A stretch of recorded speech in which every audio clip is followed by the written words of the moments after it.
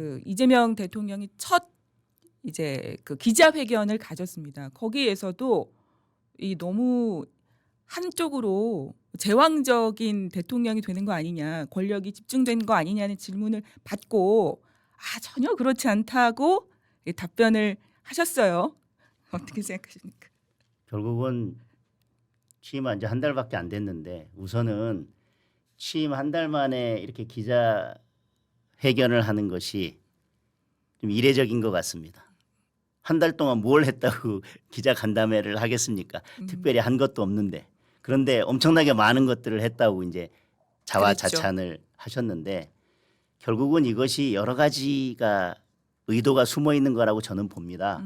어제 뭘 했냐면 그저께 물론 저희들도 뭐 더 안 좋은 독소 조항이 포함되는 것을 막기 위해서 가장 문제가 되는 조항들을 걸러내면서 네. 상법 개정안에 합의는 했지만 저희들이 여러 우려하는 부분들에 대한 그 문제점이 다 보완되지 않았습니다. 그런데도 합의가 이루어지지 않으면 지금 문제되는 뭐 5가지 쟁점에 대해서 그냥 일방 처리할 것처럼 이야기를 했기 때문에 그래도 정말 재계에서 이것만은 안 된다. 그리고 전문가들도 그것은 정말 많은 문제나 부작용이 있을 수 있다라고 하는 부분들은 이제 걸러내고 어쩔 수 없이 이제 상법 개정안에 대해서 합의를 했지 않습니까? 네. 그리고 나서 어제 본회의에서 그걸 급하게 처리를 했습니다. 네. 그리고 김민석 총리 총리도? 후보자에 대해서 네. 동의 표결을 어제 실시했습니다. 예. 그런데 일단 어제 한 달 기자회견하면서 마치 이제 지금 부동산은 거의 말은 대책을 내놓고 있지만 포기한 것 같고 이제 금융시장 주식시장에 대해서 뭔가 성과를 막 있는 것처럼 맞습니다. 보이려고 하는데 초기의 기대감 때문에 주가가 올라가다가 최근에 조금 다시 이제 하락세로 돌아서고 있는데 그것 때문에 상법을 급하게 처리하고 그것도 처리하는 날짜를 한 달 기자회견에 맞춰서 급하게 처리하고 그래서 마치 저희들이 이제 합의를 하지 않으면 일방 처리할 것처럼 하면서 결국은 이제 상법까지 처리했고요. 어제 가장 문제가 됐던 것은 김민석 총리 후보자에 대한 동의안 처리입니다. 지금 좀 묻혔죠 기자회견 때문에. 역대 국무총리 후보자 중에서 이렇게 많은 의혹과 문제점을 안고 있었던 총리 후보자가 있었을까요? 네. 없었습니다. 그런데 이걸 일방 강행 처리했을 때 국민적 비판이 엄청나게 있을 것이기 때문에 그 이슈를 묻기 위해서 한 달 동안 사실 한 것도 없고 할 얘기도 없는데 대통령이 기자회견을 자체해서 기자회견을 하고 모든 이슈와 기사를 그 기자회견으로 덮어버리면서 결국 김민석 총리 후보자가 슬그머니 민주당의 일방적인 단독 처리에 의해서 어제 총리로 결국은 동의가 된 겁니다.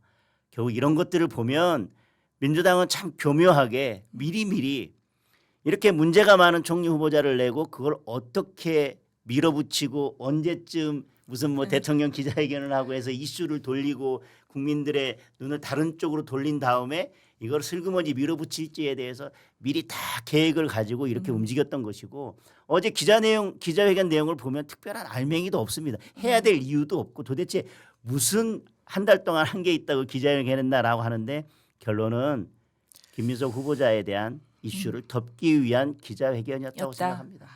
총평을 말씀하시자면 그 그렇게 본다. 계제의 주요 공약으로 내세웠던 상법을 그냥 일방적으로 드라이브를 걸어서 했고 물론 저희들도 합의를 하긴 했습니다만 그것은 다른 더 중대한 문제들이 있는 독소 조항을 걸러내기 위해서 일단 저희들이 그래도 막아낼 수 있는 범위 내에서 최소한 합의를 하고 어제 상법 개정안을 통과시킨 것입니다. 가장 우려했던 부분이 어떤 거였습니까? 집중투표제입니다. 그것은 민주당 스스로도 그 법안을 발의했지만 문제가 있다라고 인정을 했었고 또 하나는 강화된 3% 룰을 적용하면서 감사의 분리 선출하는 감사를 지금 감사위원회가 보통 3명 이상인데 대부분의 기업에서 3명을 두고 있습니다. 그런데 2명을 분리 선출하자고 하면 결국은 이게 과반이 넘는 겁니다. 분리 선출하는. 네. 그런데 그 분리 선출하는 데 있어서 또 3% 강화된 률을 같이 적용해서 분리선출하는 감사의 수를 2명으로 확대하자는 거였는데 저희들이 그건 도저히 받을 수 없다. 집중투표도 도저히 받을 수 없다.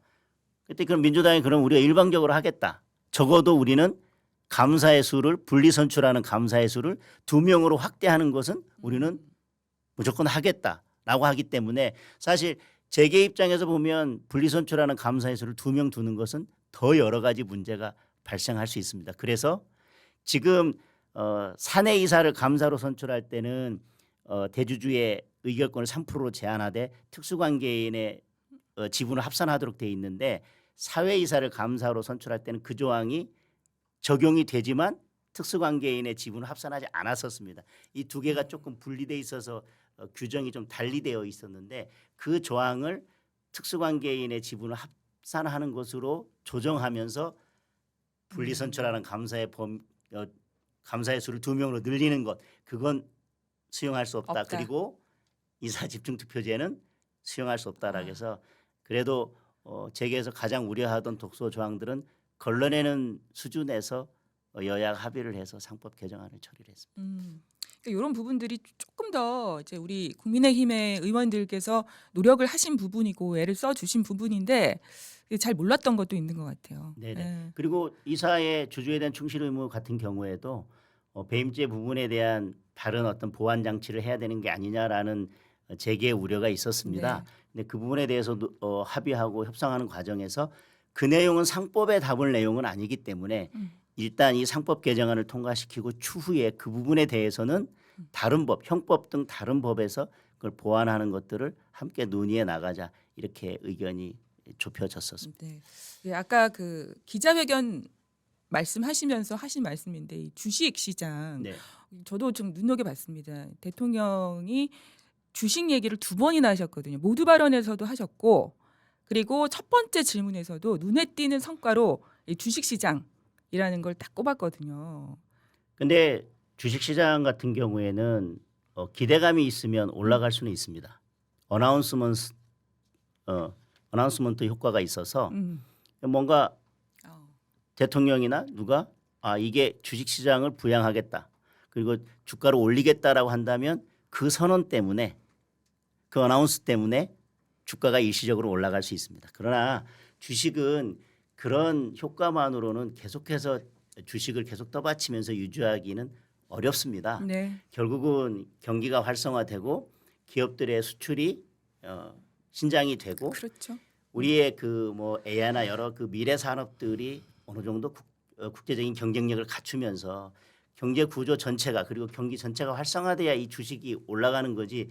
그렇게 선언적인 효과만으로 주식을 계속 올릴 수 있다면 세계 어느 나라가 주식을 올리지 못하겠습니까? 네, 마찬가지입니다. 그러니까 다시 말하면 현금을 지급해서 경제를 그냥 살리고 아무 부작용도 없다면 경제가 뭐가 그렇게 어렵겠습니까? 주식도 대통령이 올릴 거야라고 해서 이게 계속 내려오지 않고 올라갈 수만 있다면 세계 뭐 어느 나라든 뭐 주식 걱정할 필요가 없죠. 그런데 이렇게 해서 부양한 것은 저는 단기적으로는 잠깐 올라갈 수 있지만 곧 내려오게 된다. 다만 지배 구조에 관한 여러 가지 그 우리 지금 경제계 여러 기업들의 지배 구조를 개선하고 그리고 이사의 주주에 대한 충실 의무를 물론 부작용도 있겠지만 그런 것들을 강화하고 하는 상법의 이런 그 제도 개선을 통해서 어느 정도 주식 시장이 올라가는 면도 있을 것입니다. 그런데 문제는 그렇게 해서 지배 구조를 개선하고 그다음에 우리 자본 시장을 좀 합리화한다 했는데 그것이 결국은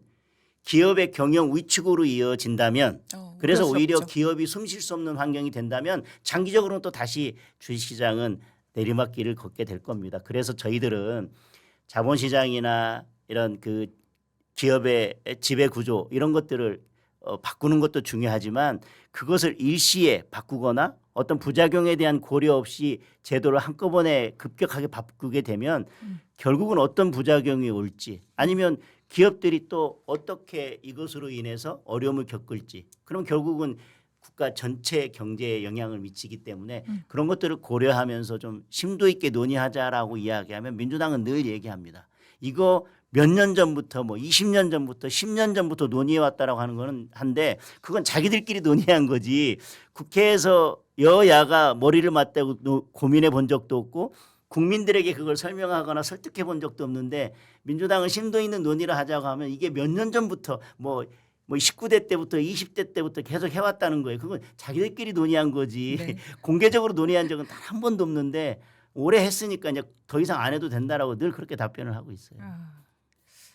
참 이 대중, 그러니까 국민들의 마음을 잡고 또 언론을 어떻게 또 좀 잘 이용하는지를 그쵸 잘 알고 두 가지에 조금 능통한 면이 있는 것 같아요. 네. 어제를 봐도